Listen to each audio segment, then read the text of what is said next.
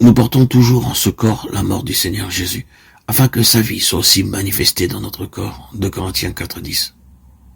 Encore et toujours la mort du Christ. Toutes les pensées de l'apôtre le ramènent au calvaire. Toute sa prédication en est imprégnée et y conduit. La mort et la résurrection sont toujours pour lui les bases nécessaires à tout développement religieux, à toute croissance spirituelle.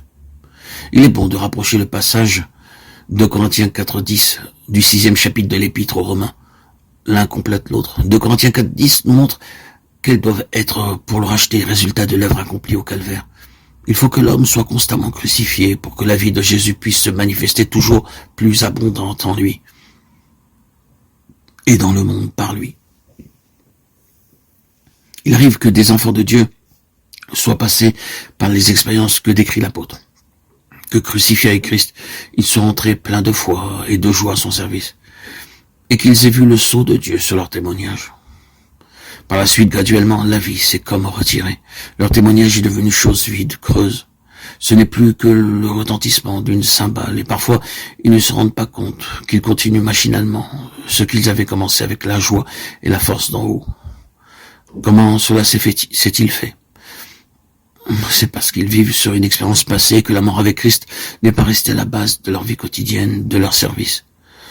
Nous portons toujours en notre corps la mort de Jésus, déclare l'apôtre. Voilà l'unique condition d'une manifestation constante de la vie de ressuscité. Le contexte montre qu'il doit y avoir une expérience permanente, que c'est à tout instant que nous devons porter la mort du Seigneur Jésus. Il nous explique aussi ce qu'elle est dans nos vies sur la croix. Le Christ est accablé de toutes parts, mais pas au-delà de ce qu'il peut supporter. Il est dans l'angoisse parce que le Père a voilé sa face, et dans sa douleur il s'écrie « Mon Dieu, pourquoi m'as-tu abandonné ?»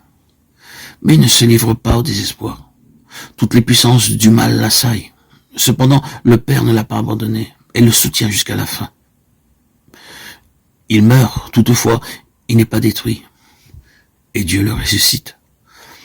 À son tour, et comme son maître, l'apôtre passe par les détresses et les angoisses. Il est pressé de toutes parts, persécuté, frappé.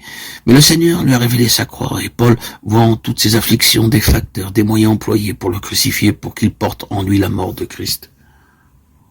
Et que la vie de Jésus puisse librement se manifester en son corps mortel.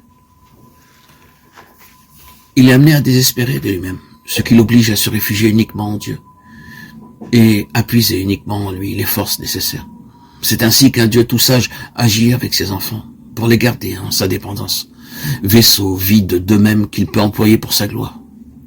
Il sait comment les amener en certaines situations où lui seul pourra les porter et les soutenir, en des circonstances où pressés de toutes parts ils sont obligés de se réfugier en lui, où leur vie semble un réseau inextricable de difficultés et où lui seul guidera.